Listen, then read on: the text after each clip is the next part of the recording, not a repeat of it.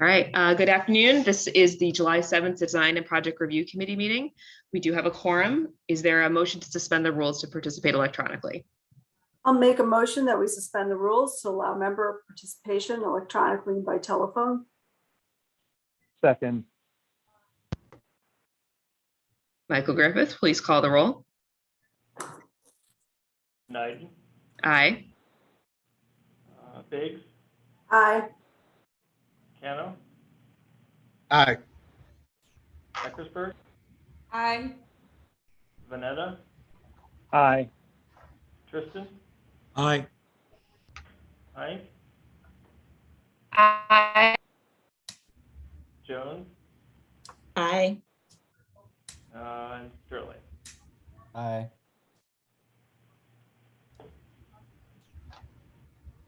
Great, motion passes. Is there a motion to approve the June 23rd meeting minutes? I'll make a I'll make a motion to motion. approve the June 23rd meeting minutes. Second. Okay, Michael Griffith, please call the roll.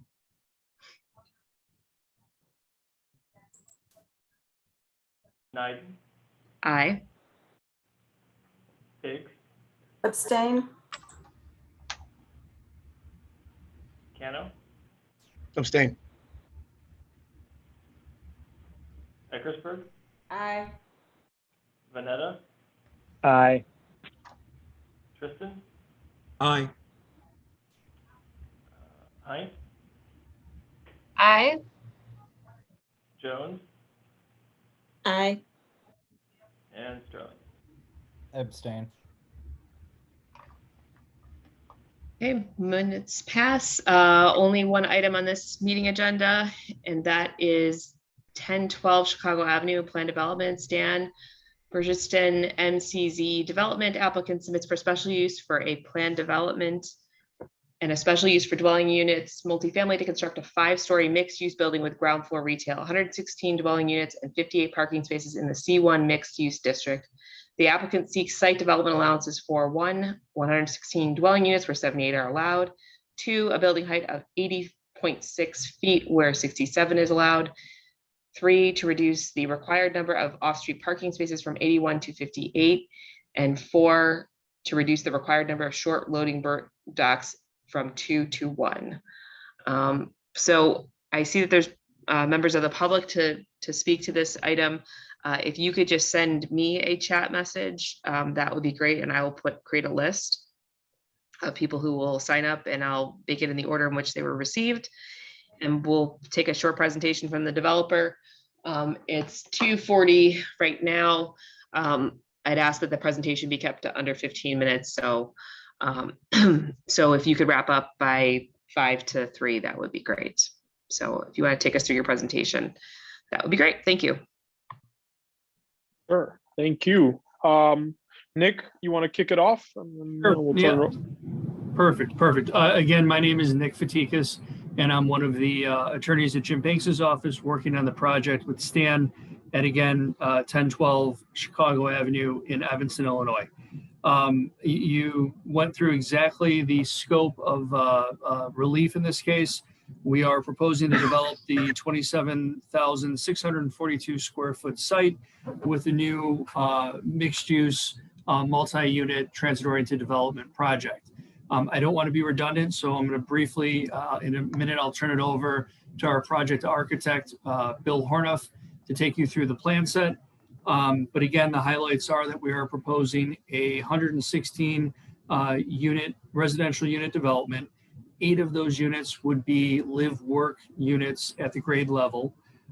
We are also proposing 64 parking spaces, which maintains a 55% parking ratio based on our proximity to the Main Street transit station.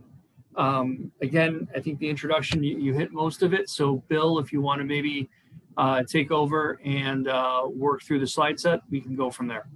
Sure, I'd be happy to. As Nick mentioned, my name is Bill Rodenhornoff. I'm with 2RZ Architecture, who are the architects for this project. So 1012 Chicago Avenue. So most of you are familiar with the site, I assume. The lot backs up to the raised tracks. This view shows that the first floor of our building on the south face of the lot is on the lot line. The upper levels, floors 2 through 5, set back 5 feet. The property just directly to the south of us is a 1-story business with a lot next to it, and that's the lot you're seeing today. There's a fence in front of it as of today. As I mentioned, it's 5 stories. There's retail on the first floor, 8 live workspaces along the first floor. Entrance to the loading and parking garage is at the far north of the site, and all residential above. 116 units, 8 live work, 16 studios, 80 1-bedrooms, and 12 2-bedroom units. The building itself. Bill, do you want to direct them which slide you want to go on? So I'm gonna let Joanna do this, and I'll just talk as she scrolls through. The parking, the plan to the left-hand side is the lower level. All parking, that is 58 parking spaces, are located in the basement. The plan to the right would be grade level plan. You can see at the top of the plan the entry to the parking garage and loading just below that. There's mechanical and then about 4,200 square feet of retail. And those blue rooms are the live workspaces. On the front, they're off of Chicago, of course. And on the back, while there's only 5 blue ones, there's really 6. They have their own sort of courtyards off the back. Like storage on the first floor as well. The residential entry is accessed from the south side of the lot. So that would be at the bottom of this plan.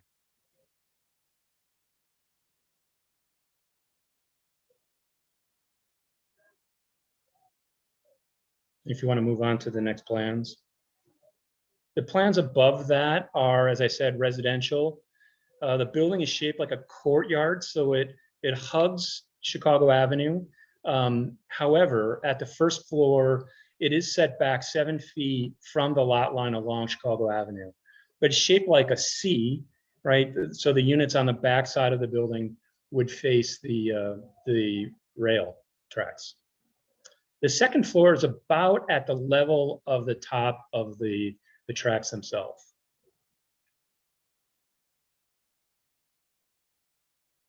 And then the next set of plans would be, so you're looking at floors 2 and 3. The next set of plans would be floors 3 and 5. Very similar. There's a trash chute for all the floors. And then on the roof, there is amenity space for the tenants. And part of that is covered. So you have the sunshade. There are no enclosed spaces up on the roof other than, of course, the elevator and the 2 stair access points. So the roof plan would be on the left, and then the penthouse plan is on the right. From the height standpoint, the 80-foot measurement that's noted is to the very top of one of our highest sunshades. The roof itself is 62 feet, the top of the roof, to give you a sense of scale and height.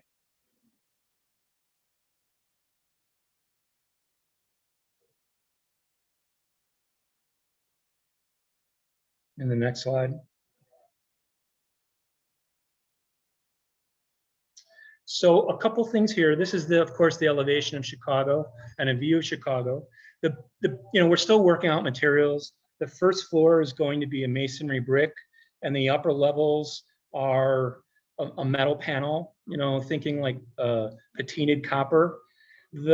After discussion with Bird Friendly Evanston, the thinking is you can sort of see some of that developed on the elevation, is that the railings would be the same metal finish but perforated material, and that some of those, so the idea is to kind of soften the windows using the perforated panels. I describe this building as like a village or floors 2 through 5.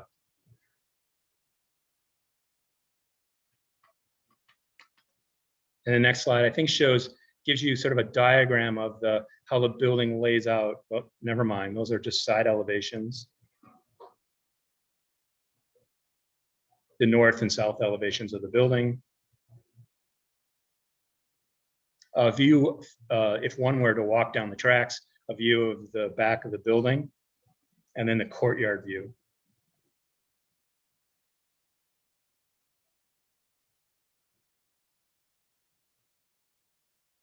And then that section shows you the setback of the pedestrian way. As I mentioned, the building setback 7 feet. There are balconies that overhang that for the second floor tenants. And then, you know, these, some are open, some are closed spaces that most of them come out to the property line.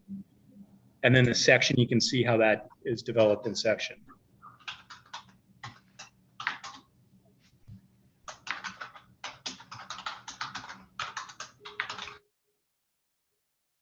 And then area plans.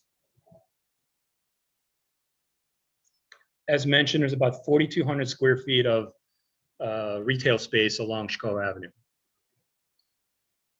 That's that yellow space in the middle of the plan.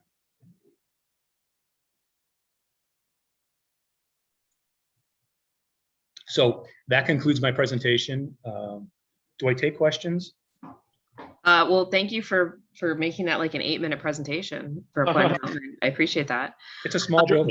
Joanna, I want to just add one more thing that we didn't touch on, is that we are doing 12 IHO inclusionary units, which all 12 units will be on site. So just wanted to point that out. And the unit mix, I don't know if Bill touched on it, but there's 8 live work units, 16 studios, 80 1-bedrooms, and 12 2-bedrooms.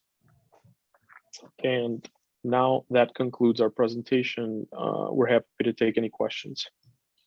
Okay, before we go into questions, we have Libby Hill wanted to sign up, and if anybody else wants to sign up, please message me through the chat. So Libby, why don't you try to keep it to under 3 minutes?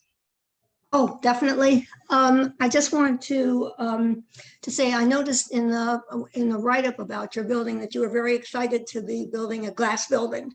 So that's always the first thing that we look at Bird Friendly Evanston is somebody comes up with a glass building. What do we do about that? What do they do about that? So we have had some conversation, which is very good. And we appreciate that a lot. But I have a couple of questions. You said that you were going to have perforated railings. So, but it's unclear to me and to Leslie also in looking at that as to how much, and you said you were going to have treated grass. You didn't say that today, but you said that in our email that I'm looking at, right, that you have treated glass. So where is that going to be, all the glass or how much of the glass? So that's, I'll just ask all my questions at once and then you can answer them. Sure. But that's, I guess you said you eliminated the corner windows in the building. So that's really good. And the exterior railing, that's really good. And the planting environments, that's good. But if you could talk a little bit more about the glass and how you're going to treat that glass, because that is essentially the whole facade. And so, yeah, if you could just tell us how you're doing that, that we'd appreciate that. Sure, sorry. Okay, so you can see the second shade of green is the perforated railing. So imagine it's a railing, but instead of glass, it's a metal panel that's perforated, a design of which we have to sort out. But you know, in the discussions with Bird Friendly Evanston, you know, it was understood that, you know, a 5-story building, a bird taking off from a tree along Chicago would mean that all of the windows need to be fritted or have some sort of pattern to them. So that's the anticipation, that all of this glass would have some sort of patterning that prevents that. You know, I don't know what the window system is just yet.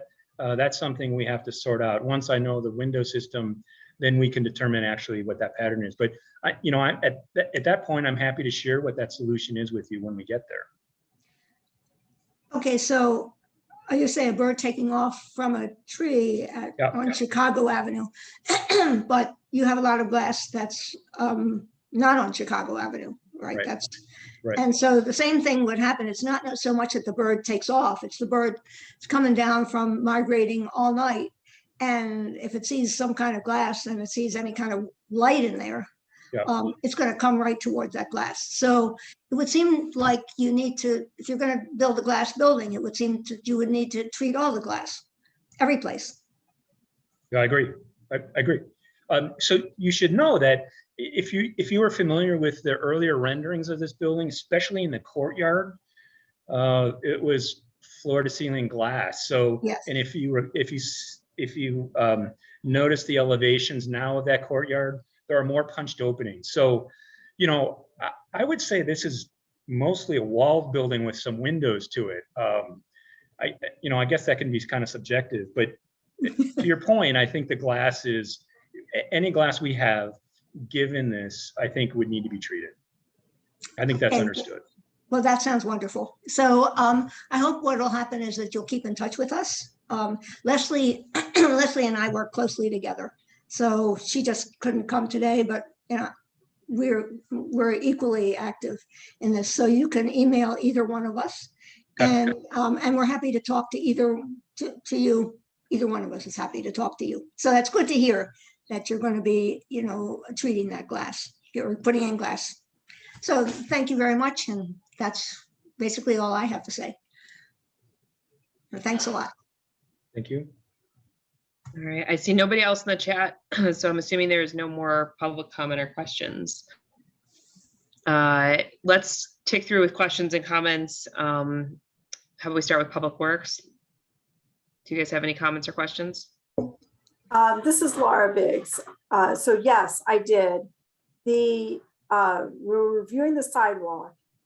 It looks like your building is offset from the sidewalk. And as you know, the existing sidewalk is quite narrow.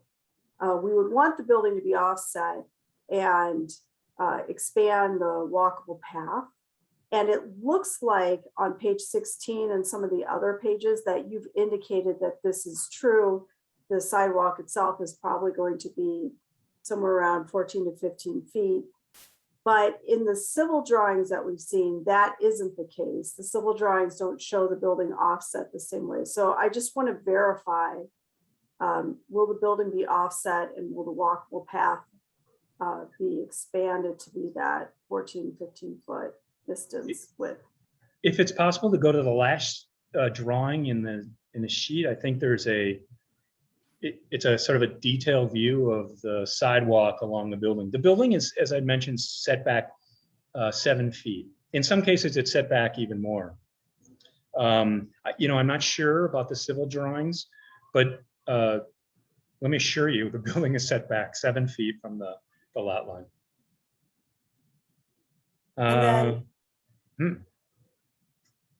Okay. This doesn't seem to have that true. drawing. Okay. Since you've said it, I'm assuming it's true. The city has a streetscape plan for Chicago Avenue. And in addition, we're looking at the stretch of Chicago Avenue in a phase 1 planning to do a larger streetscape improvement project that will extend on Chicago Avenue from Davis Street in the north down to Howard Street in the south. I think that, I don't know what your schedule is, but our paths may be crossing on this project so that we're developing the final streetscape as you're developing and potentially constructing your building. So we'll need to be closely coordinating to make sure that the streetscape plan that you're putting in matches what's being developed for Chicago Avenue. That'd be great. I've been looking for, I've been doing some online research trying to find that plan. So we're happy to coordinate that as well. So I will work through Ingrid, have our project manager for that project, Sat Nagar, set up a meeting so that you guys can begin that coordination. Okay. And as we move forward, then we'll need to just be cognizant of the schedules of both our project and your project to make sure that whoever gets there first puts in the right streetscape, or it can be handled a couple ways, or we can bill you the cost of the streetscape and you can pay for it depending on what status you're in with your project. at the time we're doing construction. The tree development, the bicycle racks along the front, we've just been guessing at this point. So we assume that at some point we'll have a better handle on what's required. Okay. I think that's my big comments. Somebody else has any other questions or comments? This is Edgar Cano from Public Works. Where do you anticipate trash collection to occur from? So at the loading space at the top of the plan, you can see that black arrow, that's at the parking entrance, and just below that is a loading entrance, and then trash is right behind that turquoise space called mechanical. So that's the trash chute, sorter, all the trash comes from there. So we anticipate that a trash collecting truck would back in.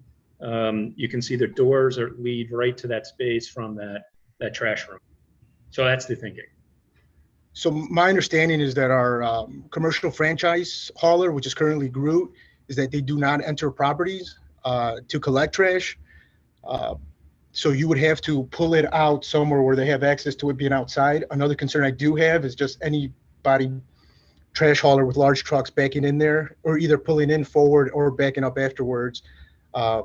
Might be a little bit of a hazard going onto Chicago Avenue. Yeah. But again, all trash collections are usually made from the outside. So And something similar is at 1700 Chicago, where they keep their containers inside, but on trash collection days, they do pull them out.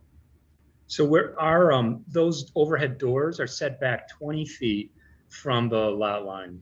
I assume that it's sufficient for those things to sit out, but on the lot line, but outside there. Yes. Right.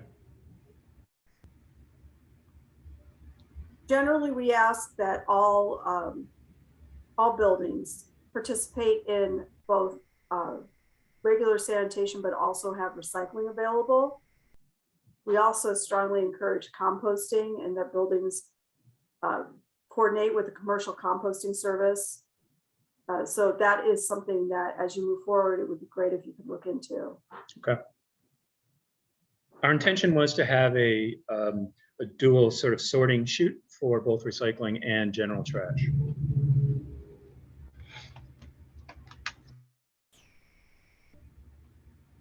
All right, any comments at this point about trees? Yes. So I've got a couple questions for you. One is that the courtyard that backs up to the Metro Rail, you have listed, trees being put in there. What type of access is there for people to take care of those, or how are they going to be maintained? Well, there is public access. Granted, it's at the second floor. We're early on, right? So, but there is public access. One would have to make the way through the building, and then just at the stair, there's access to that terrace area. What about for maintenance? What if one of those trees dies? How would it be removed? It's a good question. So that's a big concern there. Maybe a shift away from trees into more bird friendly shrubbery, something that could be handled a little bit better. But also the trees out in the tree wells, since there's an overhang, how close to the tree wells is that overhang? While the sidewalk, you said 7 feet or maybe even larger, but when you have the canopy of the tree, how much is that going to be interfering with the building? How much room is there? Well, our building is at the lot line, so the tree is out at starts at the back side of I think it's 2 feet off the back side of the curb. So I'm just, it's tight, right? Yeah, I just think your tree selection is going to probably need to be a little bit more conscious of that. Yeah. Also, the vegetation that's on Metro side, and also, how would that vegetation be handled by Metro if there's no access behind the property, as well as with the power lines back there, if there's any need for them to maintain the power lines? So real quick, let me ask a question. Are those CTA lines or Metro lines? Because I thought, isn't that the CTA there? It is CTA, but I also think it's Metro. I think it's shared. I think both. No, it's Union Pacific's on the west side. Metro's CTA is on further west. The Transportation Mobility Coordinator can tell you that it's the CTA property, and they don't typically maintain vegetation on private property. They maintain vegetation from their property. And so they come along the track line to maintain vegetation.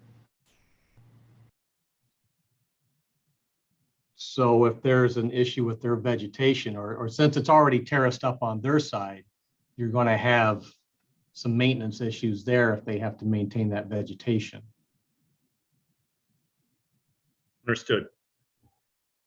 I'm just trying to figure out how they're going to maintain that if possible, especially if there's anything with the power lines, how ComEd would maintain the power lines with any type of vegetation there.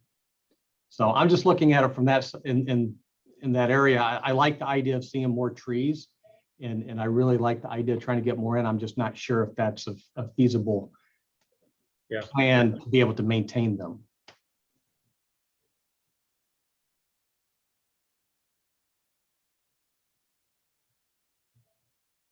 Yeah, we'll come up, we'll work on a plan and come up with a plan, and we'll share it with the city.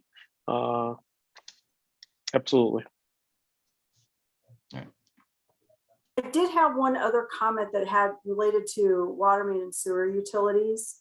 Have you been able to coordinate yet with the city distribution or sewer staff about your water connections? So at least from storm, we're doing storm retention on site. That's located at the far north of the lot, underneath the ramp and upper portion of the garage entry. As far as the rest of the utilities, I'm not sure. I'd have to talk to the civil engineer. Okay, so again, just as we go forward, that's really important coordination. And the mechanical room, I think it's located such that you have to be able to install your water meter right at the front of the property where the water line enters the building. Right. Yeah, we have two mechanical rooms. We're sort of hedging our bets. We have one to the north and one to the south. So the intention is one of those will become our pump room.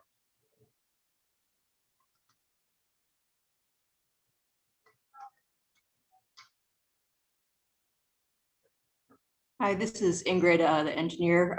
Just a comment about the roof line and the other like patios that stick out from the facade. Make sure that they drain into the building and not onto the sidewalk, onto, out into the street. Okay. This is Michael with Forestry. Is there a possibility for any type of green roof here? Well, we believe through LEED certification, or however we end up doing this, that green roof will be part of that program. Will be, okay. Yeah. As well as that second floor terrace is also a green roof, of course. Okay. All right. Any other public works comments? The only thing I'd want to make sure that the minutes reflect is that we have advised you that you are not to push snow into the street from the site, from the sidewalk, from the ramp. And my only concern is the way the sidewalk is, and the way the building is, if it makes it hard to melt snow when the sun hits it and we get ice formation. So again, being mindful that a taller building in that area might create some ice buildup, so being prepared to de-ice. Okay. All right. Planners, anything planning and design wise to comment and provide feedback here? Can I go first? Is that okay? Please. I guess first some general comments that I have. I think it's an exciting project. This is a portion of the corridor, Chicago Avenue corridor, that it saw a lot of blocks that were just kind of blown out. It's seen some unfortunate interventions on it. It used to support a lot more density, both retail and residential density. So I think it's nice to have kind of a return to some of that. I think that's a good thing. I have some concerns with the first floor level. I think in general, the building itself is very visually interesting. I think it has a lot of modulation and granularity to the upper floors. To me, that kind of falls apart on the first floor level. There's not as much visual interest. I don't know if you could speak to that, as well as kind of your plans for the retail space. What's the depth? And is that a single retail space? Or are you plan to break that up into multiple spaces? Absolutely. So, the first idea was that we had this base to work off of, but the base is kind of vanilla. And I agree with you. I think that, we're trying to establish, and you can sort of see that along the base there. That line of glass is the retail, which, as I said, is about 4,200 square feet. And it's one space at this point. But, what we often will do with my clients is give them a footprint. And then I think they go out and look for retailers, and it allows them to find one retailer who's looking for 4,200 square feet, or say 4 retailers who are looking for smaller space. So, and I think that it's who ends up moving into this will bring the life of that space to bear. I think that there are things we can yet do here. Right now, it's generic, and that probably shows in the architecture, I guess. We're trying to distinguish you can sort of see the massing, the mechanical room provides some space between the openness of the retail that hopefully itself adds some life to the street, but also that it provides some separation between those dumb things like parking entrance and loading entrance, and then having the residential entrance at the very other side. There's a built-in planter there that it becomes more residential. So, that's what we've been working on. I get it probably needs a little bit more work in that regard, but I do think in the end, the retail establishment itself will make the life of that space. You have a lot of strong, obviously horizontal and vertical lines in the building, but at the base, it becomes very horizontal. The horizontality is really exaggerated at the base compared to the rest of the structure. My only other thing is with the setback and the amenity space on the sidewalk. Have you studied any, like how that might be programmed for a retail space? If it was like a restaurant use or something that would have outdoor seating, how that would work, and does the space that you have accommodate that kind of use? When you say amenity space, the amenities I mean the first floor like sidewalk space. Well, again, it's set back 7 feet, but I'm not so sure with that in combination of the sidewalk. As I'm sure you're very familiar, that sidewalk is quite narrow for a commercial stretch, right? But I don't think it's wide enough. I don't know that you'd see chairs and tables sitting, on that space. I'm not sure. Okay, I guess that's something maybe you could explore. I feel like if you get someone in that retail space that, it's some kind of restaurant or some use that could use outdoor space, it might limit who your tenants are if they're not able to utilize that space. But I could imagine that let's say it's a restaurant, but that restaurant could do doors that fold open, and then it has outdoor space, yet it's part of the building footprint itself, right? I think that would dramatically change the feel of that stretch along the sidewalk. Sure. Yeah. Okay. And then my only other comment on the proposal is I do think that your parking ratio is appropriate, considering the location, proximity to transit.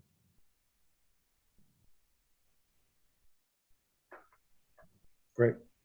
So I would just add that although we certainly encourage sidewalk cafes, we do require a minimum straight through corridor of at least 6 feet wide in order to meet ADA requirements and deal with the fact that tables and chairs sometimes move a few inches, et cetera.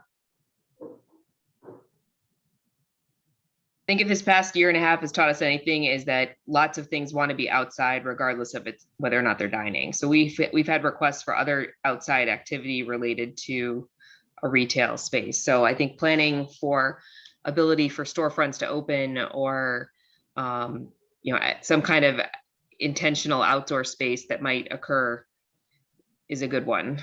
Not knowing what the future holds, but also knowing that people may have also in the past year and a half gotten adjusted, maybe not so much in January, February, but maybe that they've gotten used to having access to the outside, whether it's selling something, advertising something, whatever it is. A better connection between the outside of the storefront and the inside is probably going to make your space more marketable. Yeah, I would Can I- have to agree And- with the narrow sidewalks that we have currently in this section of Chicago Avenue. The idea that you have space that can be activated to the outside as well, I think is a really good plus in terms of the retail space for your first floor. Can I ask if is there any opportunity to extend the sidewalk into the parkway space where you might take up a couple parking spaces and create space for those tenants? That is not something that we have done as a standard or really done at all pre-COVID. Now, with the pandemic, we actually have had some spaces in parking spaces, but it's a really tight balance. And as we develop the Chicago Avenue streetscape, we're already starting to hear comments, which we've typically heard along Chicago Avenue, that that residents and businesses do not want the parking lane impacted as we make improvements on Chicago Avenue. So that is a tough one. And I don't have a clear answer for you. I would say it's something that you should not count on, but as retail tenants are in place, perhaps the city would consider it. Yeah. It's hard to know what will happen a year or two from now, given the way the last couple of years have been. Certainly.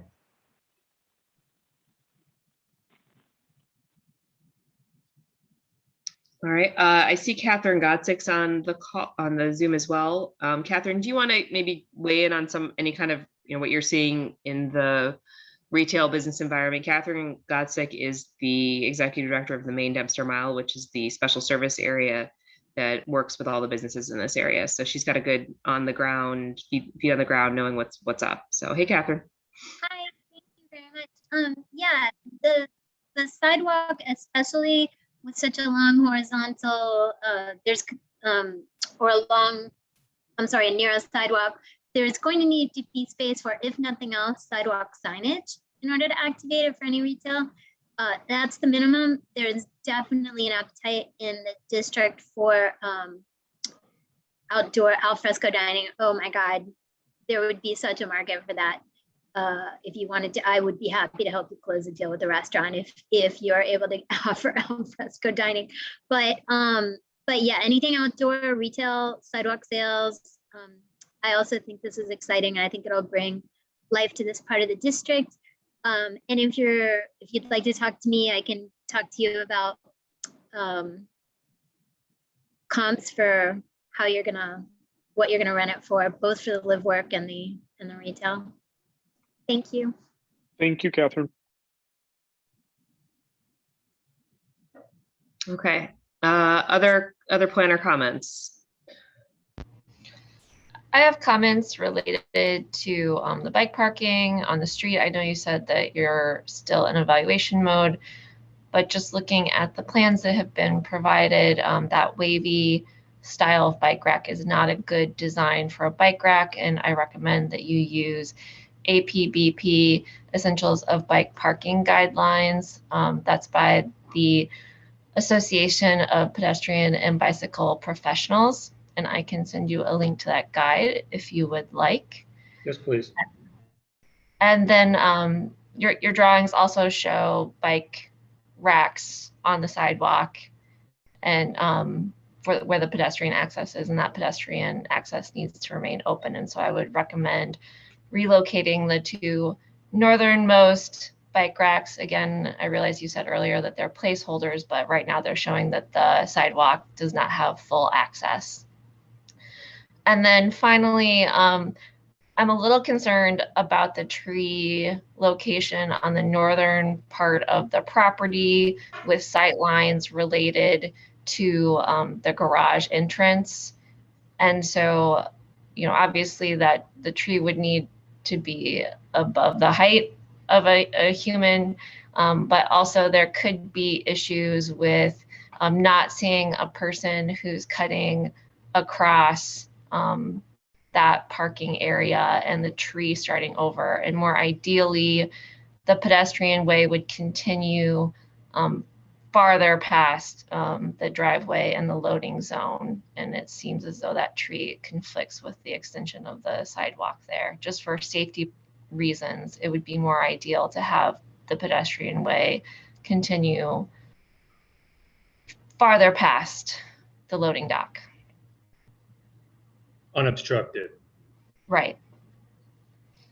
And I would also recommend having signs in your garage and in your loading zone to yield to pedestrians. And there are also mirrors that can help provide greater visibility.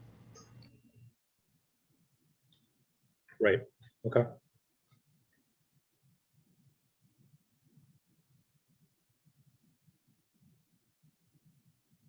Other comments or questions? I would just like to basically emphasize Kate's comments with regards to the design. I definitely appreciate it not being blocky, kind of similar to what is a little bit further down on Chicago Avenue. Also appreciate expanding the width of the sidewalk. I actually get my vehicle serviced here from time to time, and that is a very narrow and cold walk and can't really even pass by another person. And so that's also appreciated. But I also want to emphasize with regards to the trash and loading area to really make sure that come trash pickup times, that whatever trash bin is set out, that it's returned to the space. We've had a couple of issues with some developments where the bins are sitting in the loading space and whatever loading truck needs to have access is unable to actually use that space for the retail component. So definitely want to make sure that's a serious consideration for that one. Understood.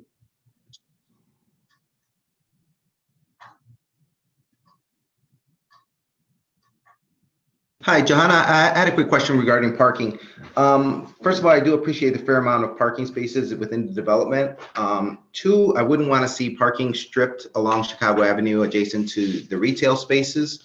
And then with regards to the parking spaces, how, who's going to have access to the parking spaces? Is that going to be the residents by lease, by assignment? And then what about the retail spaces? Will they have access to parking as well? So, I mean, we do offer our parking to our residents. It's typically an additional charge, and we do allocate a certain amount of spaces to retail. It's unclear right now how many we will.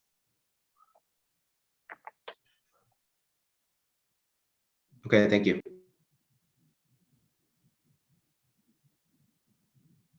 All right, Fire, any comments or questions?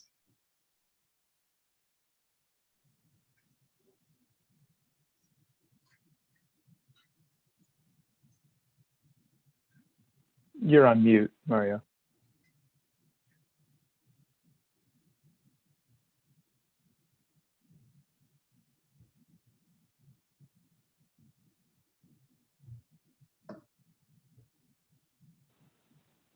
Sorry, I'm still on mute. Having problems. Johanna, fire department's review comments have been addressed in a preliminary review.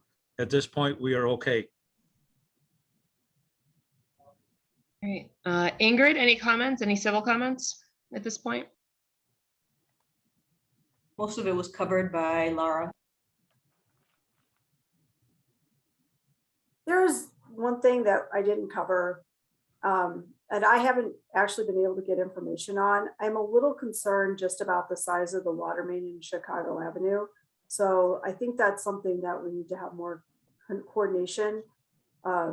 We don't ever really guarantee fire flow, but I'm concerned that you may not be able to get the fire flow you need from the existing water main.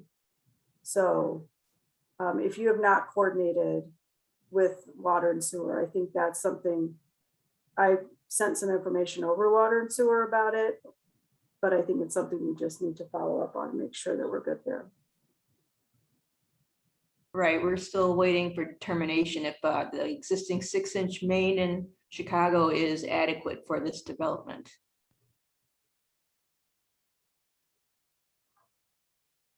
Not really a comment specifically that you have to change something, just something we need to follow up on still.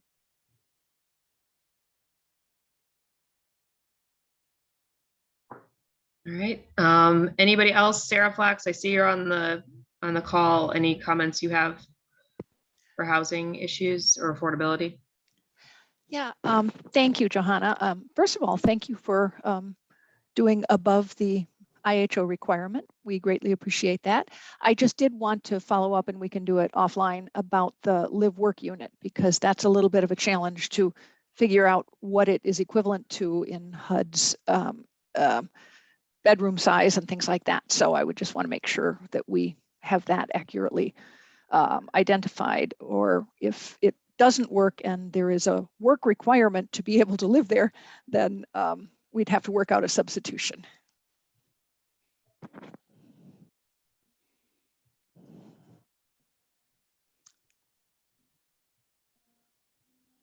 All right. Any other comments or questions?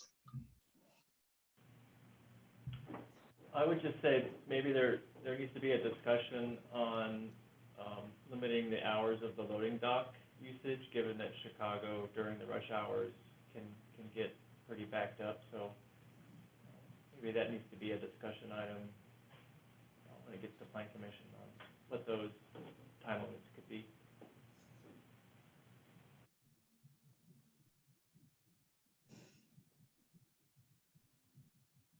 All right. For the developers, are you thinking about some kind of restriction on the hours? We're happy to discuss that with you, Michael. Absolutely. Yeah, whatever we need to do.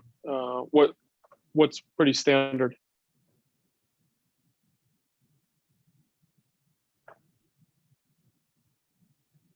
I'm not aware that for 811 Emerson, there was a condition added there that there was no loading for the 7-Eleven between, I want to say 7 and 9 a.m. and 4 and 6 p.m. So basically the peak rush hour times. So that might be something to consider here.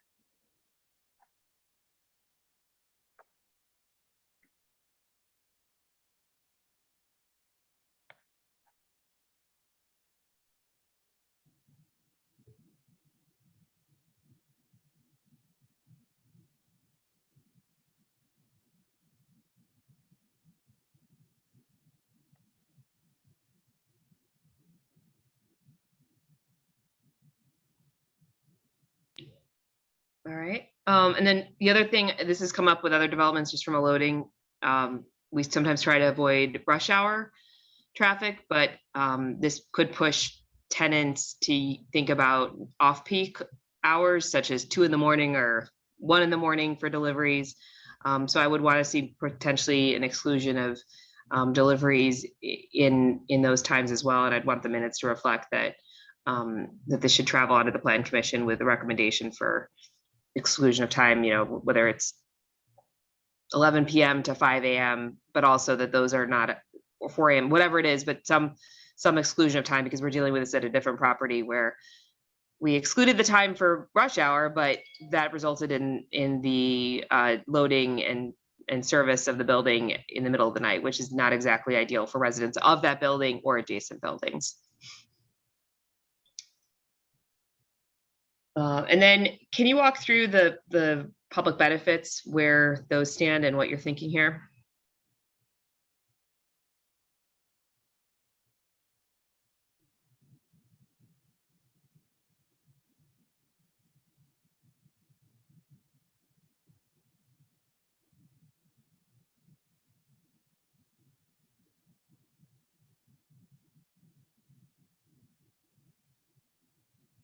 Is anyone able to walk through public benefits? Dan, can you help her out with that? Yep. So, we we outlined this in our PD application. I'll kind of run through some of them. Obviously, bringing in new retail into that space, I think is a big thing for the community. You know, it's going to support customers from our development are going to support the local business. More foot traffic will bring great vibrance to the neighborhood. So I think that's definitely a public benefit. Replacing a parking lot to more of a modern retail space, we think is a public benefit. Currently, as you guys know, it's 21,000 square foot auto barn dealership that's on the site right now. So it's more appealing to the neighborhood. The inclusionary units that we're going to be putting on site, 10% of what's required, obviously provides a public benefit to offer affordable housing to the local residents. We're not choosing to buy them out. We're agreeing to put them on site in this building. We've decided to offer 8 ground floor live work units, which would be available to the neighborhood, to the local artists. Throughout our market research of this neighborhood, we've heard lots of interest from folks in Evanston saying that there is definitely a need for this. So we've incorporated it into our plan. Elimination of one existing curb cut. So currently the dealership has 2 curb cuts. We would be eliminating one of them and utilizing only one to access both our garage and our loading zone. New landscaping and streetscape. So we touched on that earlier. The Chicago Avenue streetscape, we would coordinate with the city of Evanston and plan to do so. That is obviously a direct benefit to that immediate corridor. And I guess finally, the last one is the stormwater detention. As Bill notated, we are providing on-site detention, which is a direct benefit to that immediate area with stormwater.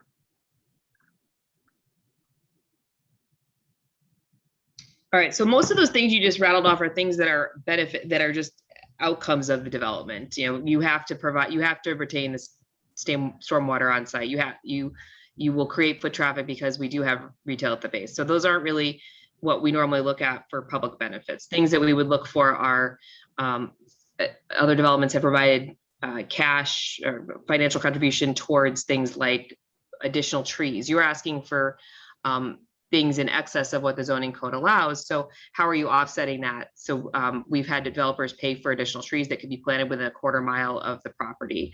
A financial contribution to repair sidewalks within a quarter mile of the vicinity. I don't know where sometimes we've had money towards new traffic lights, or we're about to embark on a pretty extensive streetscape for Chicago Avenue. What are contributions that could offset the cost to that?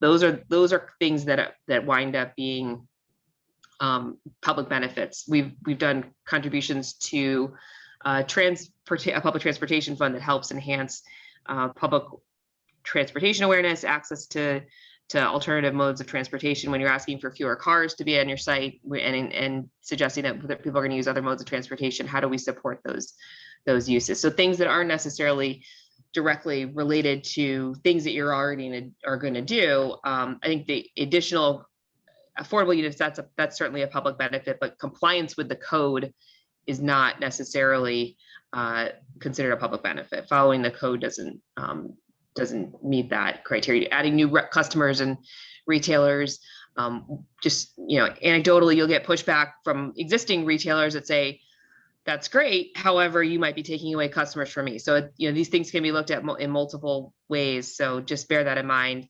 That's not necessarily considered a public benefit by our standards or by standards for other developments. So there's been a number of different things that people have offered. Staff can work with you to put together a package that that includes those things as it goes forward to the plan commission. Joanna, this is Nick Fatikas. Who would be the point person for discussing possible alternatives or opportunities for the public benefit package? Who handles that? If you want to keep working with Michael, I'll join in on those conversations and can assist in those discussions. Michael Griffith.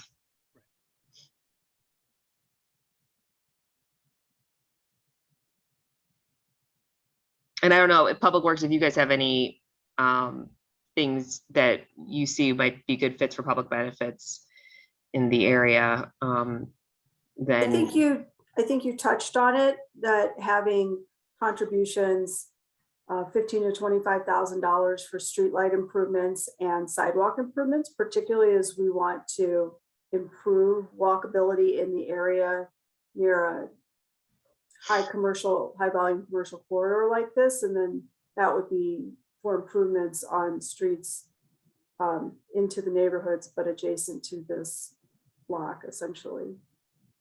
So within a quarter-mile radius.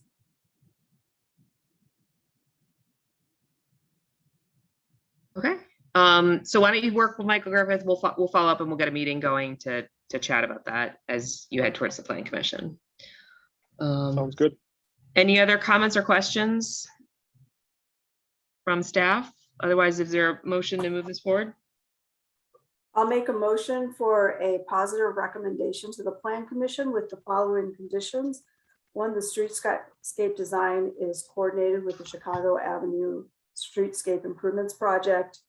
Two, that there's a written waste management plan, that it touches on topics such as recycling and composting. Three, that there is a written plan for tree management, particularly at the rear of the property. Four, that there's coordination of water and sewer utilities, particularly related to the water main in Chicago Avenue.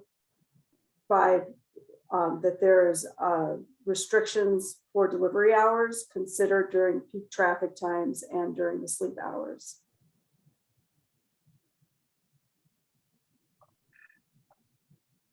Sorry, did you add public benefit, further development of public benefits? There is an updated public benefits plan. Is there a second? Second. I'll second. Okay, Michael Griffith, please call the roll.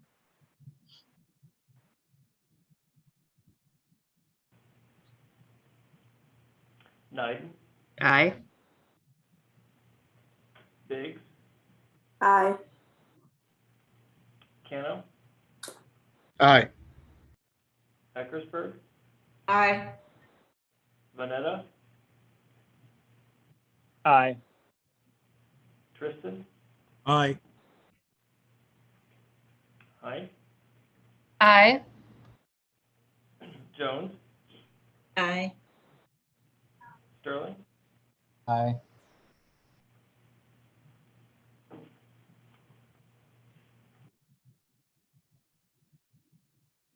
Okay, there's no other items. Thank you, everybody. I'll make a motion to adjourn. Second. Okay, all those in favor, please say aye. Aye. Aye. Aye. Okay, and then if the staff that I asked at the beginning could just stick around, that would be great. Thank you, everybody. Thank you.